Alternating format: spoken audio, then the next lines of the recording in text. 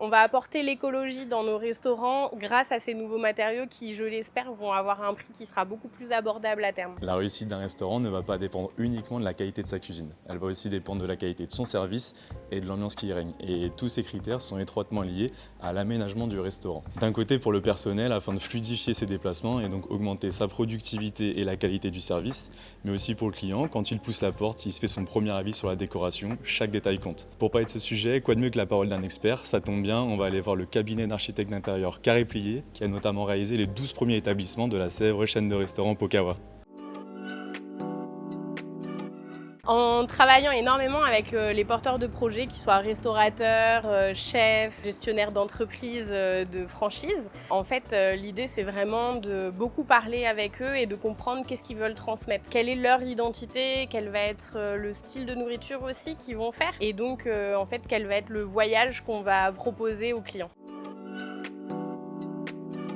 C'est entre guillemets assez facile parce qu'il y a des normes. On a les normes du code du travail pour les employés et puis les normes ERP pour tout ce qui va être les espaces accessibles aux clients. Et dans ces normes ERP, on a tout ce qui va concerner l'incendie et puis l'accessibilité des personnes à mobilité réduite.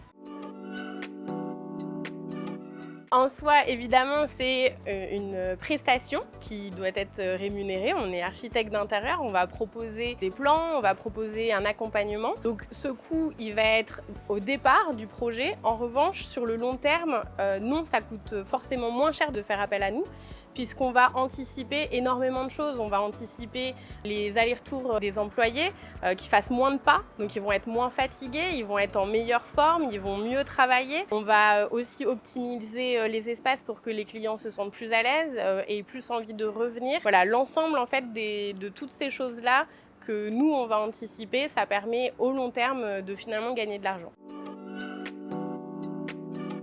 Alors moi j'aime pas parler de tendance parce que les tendances c'est s'inscrire dans une temporalité, dans une époque et je pense que la décoration elle doit justement se détacher de ça. On parle de tendance avec les clients plutôt pour ne pas faire ce qui se fait actuellement. Par exemple on a vu il y a une dizaine d'années beaucoup l'utilisation du carreau de métro.